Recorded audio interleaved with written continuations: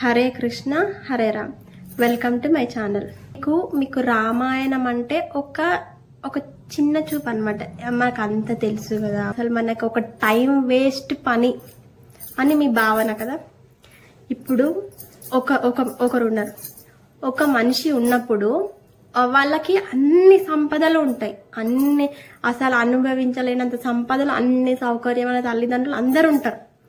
ఉన్న ఆ వ్యక్తికి ఈ సమాజంలో ఏదైనా ఒక ఎగ్జామ్ రాయొచ్చు, ఎగ్జామ్ రాసినా అందులో తక్కువ మార్క్స్ రావచ్చు. ఆ తక్కువ మార్క్స్ వచ్చినప్పుడు అందరూ అవమానించినప్పుడు వాళ్ళు చిన్న దానికి రియాక్ట్ అయిపోయి ఏదో చేసేసుకోవడం. ఇప్పుడు ఏదైనా అవమానం జరిగినప్పుడు వాళ్ళు ఏదో తట్టుకోలేంత స్థితిలోకి వెళ్ళి వాళ్ళ లోపలికి ఎవరికి బయట కనిపించకుండా రూమ్ లో చిన్న దానికి రియాక్ట్ అయిపోయి పెద్దగా తీసుకోవడం, దానికి ఇవ్వడము, ఇట్లా చేయడం, ఇలాంటి మనస్తత్వం ఉన్నప్పుడు వాళ్ళు ఎప్పుడు ఏం చేస్తారో కూడా తెలియదు అనమాట. అలాంటి నువ్వు ఎన్ని సంపదలు ఉన్నా కూడా ఆ మనస్సు అనేది దృఢంగా ఏ సమస్యనైనా ఎదుర్కొనే శక్తి, ఏ దానికైనా రెడీ ఉండే శక్తి కావాలంటే ఒక్క రామాయణం మాత్రమే ఇస్తుంది. రామాయణం మీరు ఒక్కసారి సంపూర్ణంగా విన్నప్పుడు అప్పుడు మీ ఊపిరి ఆగిపోయే వరకు కూడా రాముని రూపం, రాముని నామం, రాముని కథ ఎప్పుడు కూడా మీరు మర్చిపోరు. ఇది చూస్తున్నారు, వీడియోస్ చూస్తున్నా కానీ అసలు మీరు రియాక్ట్ కామెంట్ చేయడం కానీ ఒకటి మాట్లాడడం కానీ ఏమీ లేదు. మీరు చూడండి, చూసి మీకు నేను కూడా ఏదన్నా తప్పులు చెప్పవచ్చు. మీరు చూసి మీరు ఏదన్నా నేను తప్పు చెప్పేదాన్ని మీరు కామెంట్ చేసి నన్ను అడగండి. నేను దేనికైనా రెడీ, చెప్పడానికి కూడా మీరు సిద్ధమే. మీరు ఏదైనా అడిగింది చెప్పడానికి కూడా నేను సిద్ధంగా ఉన్నాను. ఇవన్నీ చెప్పేదాన్ని కూడా నాకు కూడా తెలియదు. అయిన తర్వాత రామాయణం విన్న తర్వాత చాలా బాధపడ్డాను అనమాట. ఎందుకంటే ఇంకా ఇంత ముందు ఎందుకు నేను వినలేకపోయాను అని చెప్పేసి. నేనేదో అంతా తెలుసు, నాకేమో మొత్తం అంతా తెలుసు అని నేను చెప్పడం లేదు. కానీ నాకు కొంచెం రామాయణం గురించి కొంచెం తెలుసు. ఆ కొంచాన్ని కూడా మీకు చెప్పడానికి ట్రై చేస్తున్నానంటే అది ఎంత గొప్పదో ఒక్కసారి మీరు అర్థం చేసుకోండి. చెప్పినా కూడా మీరు ఏం రెస్పాండ్ కాకపోతే మీరు ఒక కామెంట్ చేయడం వల్ల నాకు ఒక ఎంకరేజ్మెంటింగ్ గా ఉంటది. నాకు కూడా ఇంకా నేను మీకు తెలియని విషయాలు కూడా నేను తెలుసుకొని చెప్పడానికి కూడా మీకు ట్రై చేస్తాను. ఏది తప్పు ఏది చెడు అని ఒక చెప్పే వాళ్ళు ఉండాలి కదా. మనకి చెప్పేవాళ్ళు ఈ రామాయణం అన్నమాట. మీరు నేను ఏమని చెప్పాలి నేను రామాయణం గురించి? అసలు ఎంత చెప్పినా కూడా, నేను ఎన్ని చెప్పినా కూడా రామాయణం మీ లైఫ్ ఒక టర్నింగ్ పాయింట్ అన్నమాట. సరే, హరే కృష్ణ హరే రామ్. దశరథ మహారాజు సంపూర్ణంగా యాగం మొత్తం కూడా పూర్తి చేశాడు. యాగంలో కూడా అశ్వాన్ని కూడా బలి ఇవ్వడం అట. వాల్మీకి రామాయణంలో ఎక్కడా కూడా ఆ అశ్వాన్ని బలి ఇవ్వడము అని ఎక్కడా లేదు. ఆ అశ్వమేధ దుంప అని ఒకటి దాన్ని తీసుకొని బలిస్తారు, కానీ అశ్వాన్ని మాత్రం బలి ఇవ్వరు. అదే విధంగా వాళ్ళ దశరథుని పత్నులను కూడా యాగ పూర్తి చేసినందుకు అందరికి దానం చేసి మళ్ళీ వారి ఎత్తు బంగారం ఋషులకు ఇచ్చి వారిని తీసుకునేవాడనమాట. ఈ విధంగా వాళ్ళకి అన్ని సంపదలను ఇచ్చి యాగం మొత్తం కూడా పూర్తి చేశాడు. యాగం మొత్తం పూర్తి చేసిన తర్వాత పుత్రకామేష్టి యాగం చేసేటప్పుడు దేవతలందరూ మాట్లాడుకుంటారు కదా, అసుర శక్తి మొత్తం పెరిగిపోయింది. రావణాసుడు ఎటువంటి ఆ తప ప్రభావం తోటి వాడిని మేము ఏమీ చేయలేకపోతున్నాము అని చెప్పేసి దేవతలందరూ అడుగుతారనమాట నారాయణుని. దేవతలైన మాతోని ఈ రావణాసుడిని చంపడం కాదు, ఒక నరుడు కూడా చంపలేడనమాట. నారాయణుడైన మీరు నర అవతారమెత్తి చంపడం తప్ప ఈ రావణాసుడు మరణం లేదు అని చెప్పేసి అందరూ దేవతలు వేడుకోగా, అసలు ఈ ప్రకృతిని పరిపాలించే శక్తులైన దేవతలకు సాధ్యం కాదనమాట. సాధ్యం కాకపోతే బ్రహ్మదేవుని దగ్గరికి వెళ్తారు, బ్రహ్మదేవునికి సాధ్యం కాకపోతే ఈశ్వరుడైన విష్ణువు దగ్గరికి ఇది సమస్యని పరిష్కరించు స్వామి అని చెప్పేసి అడిగితే మీరు బ్రహ్మదేవుని అనొచ్చు, బ్రహ్మదేవుడు ఎందుకు మరి అంత తపస్సు చేస్తే ఎందుకు వరాలు ఇచ్చిండు అని చెప్పేసి. ఇప్పుడు బ్రహ్మదేవుడు రావణాసురునికైనా వరాలు ఇస్తాడు, మనకైనా ఇచ్చేవాడు బ్రహ్మదేవుడే అన్నమాట. ఇప్పుడు ఒక ఎగ్జామ్ లో వాడు చెడ్డవాడైనా మంచివాడైనా ఎగ్జామ్ రాసినప్పుడు ఫలితం కరెక్ట్ మార్కులు వేయాలి కదా. తపస్సు చేశాడు కాబట్టి ఆయనకి వరాలు ఇవ్వాలి, తప్పదు, అది సృష్టి నియమం. అది దేవతలందరూ వేడుకోగా స్వామిని ఆ విష్ణువైన నారాయణుడు తన సంపూర్ణ తేజస్సును ఆ పాయస పాత్రలో ఉంచుతాడనమాట. అప్పుడు పుత్రకామేష్టి యాగం నుండి ఒక ప్రాజాపత్య పురుషుడు వచ్చి ఆ పాయస పాత్రను పట్టుకొని నిలబడతాడనమాట. ఆ పురుషుడు ఏ విధంగా ఉండు అంటే ఎర్రటి ఒక నల్లటి తేజస్సు అన్నమాట. నలుపు రంగులో ఉన్న తేజస్సు తోటి ఎర్రటి ముఖము, ఎర్రటి బట్టలు, తేజోవంతమైన తేజస్సు తోటి పాయస పాత్రను పట్టుకున్నమాట. ఆ పాయస పాత్ర ఏ విధంగా ఉంది అంటే బంగారు పాత్ర మొత్తం బంగారు రంగులో ఉంది, మూత మాత్రం వెండి గిన్నె మూత లాగా ఉందన్నమాట. ఆ పాయస పాత్ర పట్టుకొని ఆ యాగం నుండి ప్రత్యక్షమవుతాడనమాట. ప్రత్యక్షమైన ఆ ప్రాజాపత్య పురుషుడు ఎవరు, అసలు ఆయన గురించి ఏంది అంటే అసలు బ్రహ్మదేవుడు సృష్టిస్తాడు, ఆయన చేత సృష్టించబడి ఆయన సృష్టికి సహకరించే వారినే ప్రజాపతులు అంటారనమాట. ఈ ప్రజాపతులలో మీకు తెలిసి ఉండొచ్చు, దక్ష ప్రజాపతి సతీదేవి తండ్రి, ఆయన ఒక్కడు మీకు తెలిసి ఉండదు, కానీ చాలా మంది ఉంటారనమాట.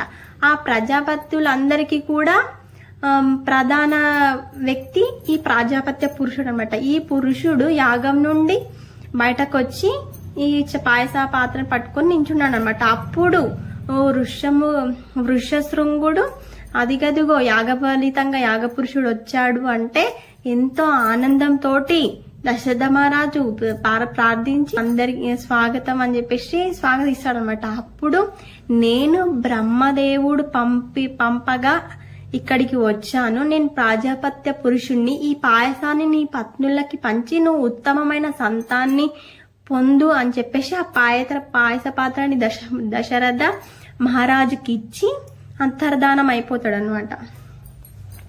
ఎంతో ఆనందంతో ఆ పాత్రను జాగ్రత్తగా పట్టుకుంటాడు అనమాట. ఆ తీసుకొచ్చిన పాయస పాత్రని తన పత్నులకి ఏ విధంగా పంచాడు అంటే ఇది పాయస పాత్ర కదా, ఈ పాయస పాత్రని సగం చేశాను అనుకోండి. ఈ సగాన్ని కౌశల్యకి, ఇగో ఇందులో సగాన్ని సుమిత్రకి, ఈ సగం ఉందా, ఈ సగాన్ని కైకేయికి, ఈ సగాన్ని మళ్ళీ సుమిత్రకు అన్నమాట. ఈ విధంగా పాయస పాత్రని పంచుతాడనమాట. 4 భాగాలుగా ఈ పాయస పాత్రని పంచుతాడనమాట వాళ్ళ పత్నులందరికీ. ఆ పాయస పాత్ర ప్రభావం తోటి వాళ్ళు గర్భం దాలుస్తారనమాట. ఆ గర్భవతులుగా ఉన్న వాళ్ళు ఎంత తేజస్సుతోటి వెలిగిపోతారనమాట. అది సంపూర్ణమైన తేజస్సుతో ఉండిన పాయస పాత్ర పాయసం తీసుకున్న తర్వాత వాళ్ళు ఎంతో తేజస్సుతోని వెలిగిపోతారనమాట. అయితే అప్పుడు బ్రహ్మదేవుడు ఏమంటాడంటే, ఇప్పుడు పరమాత్ముడు పుట్టబోతున్నాడు, మళ్ళీ ధర్మాన్ని నిలబెట్టడానికి పరమాత్ముడు పుట్టబోతున్నాడు, మీరు కూడా దేవతలు కూడా వెళ్ళి స్వామికి సహాయం చేయడానికి మీరు కూడా వెళ్ళండి అని చెప్పేసి బ్రహ్మదేవుడు చెప్తాడనమాట. ఇప్పుడు స్వామికి ఎవరు సహాయం అవసరం లేదు, అయినా కూడా ఆయన ధర్మాన్ని నిలబెట్టగలడు. కానీ ఇప్పుడు మన కోసం స్వామి అవతరిస్తున్నాడు కాబట్టి మన వంతు సాయం ఏదన్నా చెయ్యాలి కదా. ఇప్పుడు వంట చేసిన ఫలితం మొత్తం అందరు తింటారు, కానీ వంట చేసేటప్పుడు ఒక్కడే చేస్తుండే కదా, కనీసం నువ్వు కూరగాయలు కట్ చేయడము ఏదైనా హెల్ప్ చేస్తే నీకు ఆ ఫలితం తినే ఆ అర్హత నీకు ఉంటది కదా, ఫలితం అనుభవించే అర్హత. కాబట్టి మీరు కూడా వెళ్ళి దేవతలు మీరందరూ కూడా భూలోకంలో వానరులుగా పుట్టండి అని చెప్పేసి బ్రహ్మదేవుడు చెప్తాడనమాట. ఇదివరకు దేవతాంశాలు ఉన్నారు. ఇంకా ఇప్పుడు మీరు ఇంకా వెళ్ళి మీరు స్వామికి సహాయంగా ఉండండి అని చెప్పేసి బ్రహ్మదేవుడు చెప్తాడనమాట. అప్పుడు ఎవరెవరు ఏ విధంగా పుట్టారు అని చెప్పేసి మనం ఈరోజు చెప్పుకుందాం అన్నమాట. వానరులుగా బ్రహ్మదేవుడి అంశతోటి కృతయుగంలోనే జాంబవంతుడు పుట్టి ఉంటాడనమాట. అప్పటికే ఆయన పుట్టి ఉంటాడు. ఆయన అంశ బ్రహ్మదేవుని అంశ అనమాట. బ్రహ్మదేవుడు ఆవలించినప్పుడు జాంబవంతుడు వస్తాడనమాట. ఆ విధంగా ఆయన ఆల్రెడీ ఉన్నాడు. ఆయన స్వామికి సహాయం చేయడానికి అప్పటి నుండి కూడా స్వామి అవతరిస్తాడు అని చెప్పేసి ఎదురు చూస్తూ ఉంటారనమాట. ఈ జాంబాలి రాముని అవతారంలో రామావతారంలో ఉన్నప్పుడు ఉన్నాడు, మళ్ళీ కృష్ణావతారం అప్పుడు కూడా ఉన్నాడు అనమాట. ఇది మనం కృష్ణుని కథలు విన్నప్పుడు మనకి తెలుస్తుంది. బ్రహ్మ అంశతోటి జాంబవంతుడు, సూర్యుని అంశతోటి సుగ్రీవుడు, ఇంద్రుని అంశతోటి వాలి, గృహస్థకర్మ అంశతోటి నలుడు, అగ్నిహోత్రుడి అంశతోటి నీలుడు, అశ్విని దేవతల అంశతోటి మైందుడు, ద్వివిధుడు, అతిపతి దేవుడు ప్రజన్యుడు అనమాట. ఈ ప్రజన్యుని అంశతోటి శరభుడు అనమాట. వీరందరూ ఒకెత్తు, ఈ అంశాలతో పుట్టిన వాళ్ళందరూ ఒకెత్తు. వాయువు అంశతోటి రుద్రవీర్య సముద్భవుడైన హనుమంతుడు అనమాట. ఈయన గురించి చెప్పేటప్పుడు బ్రహ్మదేవుడు ఎంతో ఒక గట్టిగా చెప్తారనమాట, ఎంతో ఆనందంతో. వీళ్ళందరూ కూడా మీరు స్వామికి సహాయం చేయడానికి వెళ్ళండి అని చెప్పి బ్రహ్మదేవుడు చెప్తాడనమాట.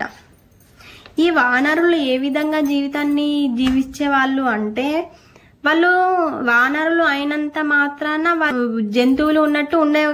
వాళ్ళు ఏ విధంగా ఉండేవంటే వాళ్ళు శ్రేష్ఠులు అనమాట. వాళ్ళు ఆచమనం చేసే వాళ్ళు, నాగరికతతోని జీవించే వాళ్ళు అనమాట. వాళ్ళు అన్ని కూడా మానవులు ఏవైతే చేస్తారో ఆ విధంగా వాళ్ళు ఉత్తమమైన జీవితంతో గడిపేవారనమాట.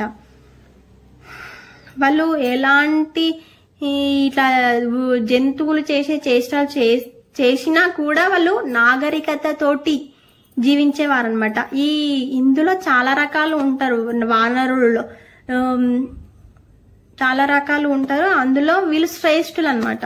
ఇప్పుడు ఉన్న వానరులతో పోల్చుకోవద్దు. ఇప్పుడు యుగాలు మారిపోయినాయి కాబట్టి వానరాలు కూడా మారిపోయినాయి. కానీ అప్పుడున్న వానరులు ఒక శ్రేష్టమైన జాతికి చెందినవి అనమాట.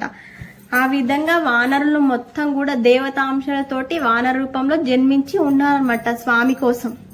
యాగం చేసిన సంవత్సరానికి దశరథ మహారాజు అయోధ్య నగరంలోనికి వచ్చి ఋష్యశృంగునికి, వశిష్ఠునికి వాళ్ళకి అతిథి సత్కారాలన్నీ చేసి వాళ్ళకి దాన ధర్మాలు, వాళ్ళకి ఏవి ఇచ్చుకోగలనో అవన్నీ ఇచ్చుకున్న తర్వాత అప్పుడు ఒక సంవత్సరంకి చైత్రమాసం వస్తుంది అనమాట. 6 సంవత్సరం తర్వాత చైత్రమాస శుక్లపక్షమి నవమి తిథి రోజు.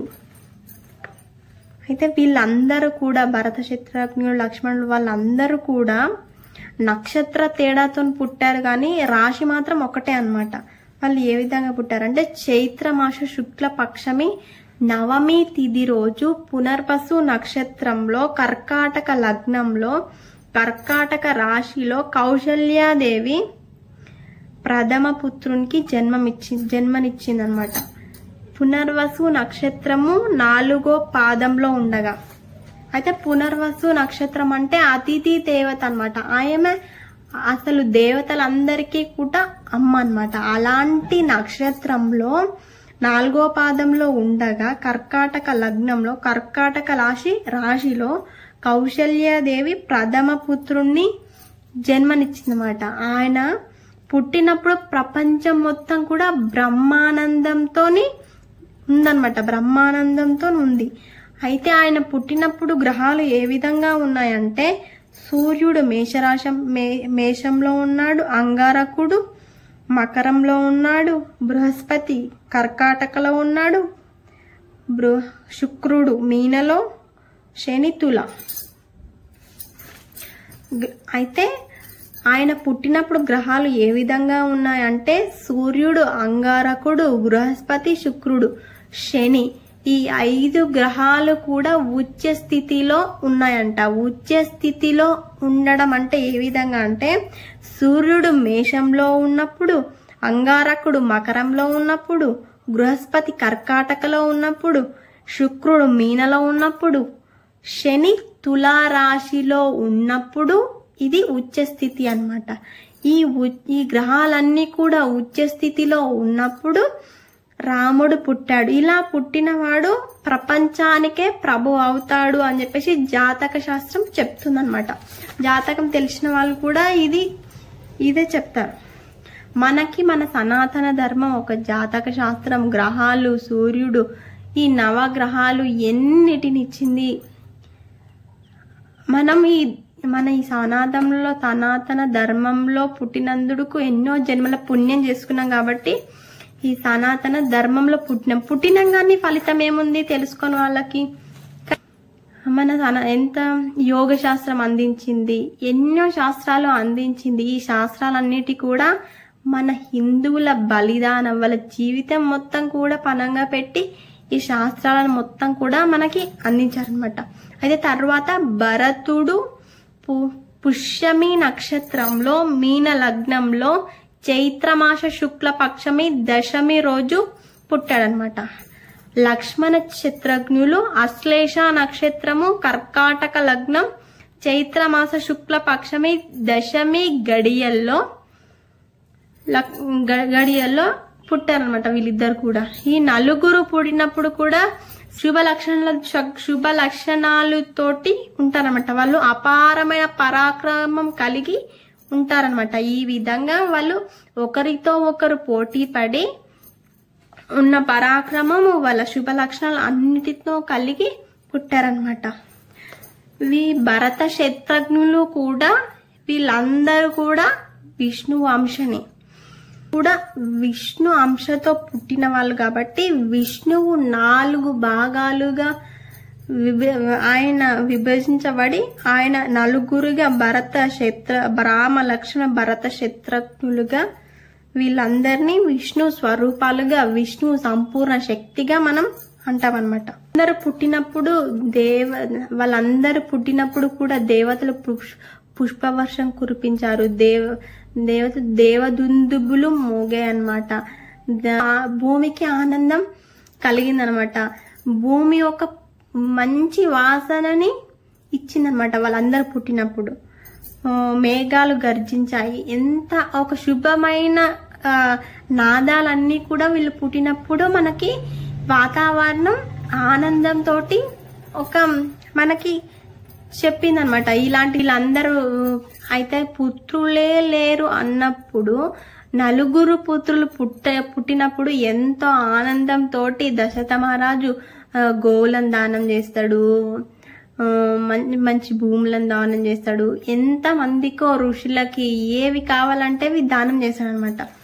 దానం చేసిన తర్వాత 11వ రోజు జాతకర్మ మొత్తం ముగిసిన తర్వాత 11వ రోజు వశిష్ఠుడు వీళ్ళందరికీ కూడా పేర్లు పెడతాడనమాట. ఏమని పెడతాడంటే శత్రుఘ్నుడు అంటే శత్రువులని పడగొట్టేవాడు, బయట శత్రువులనితో పాటు లోపల శత్రువులను కూడా పడగొట్టేవాడు శత్రుఘ్నుడు.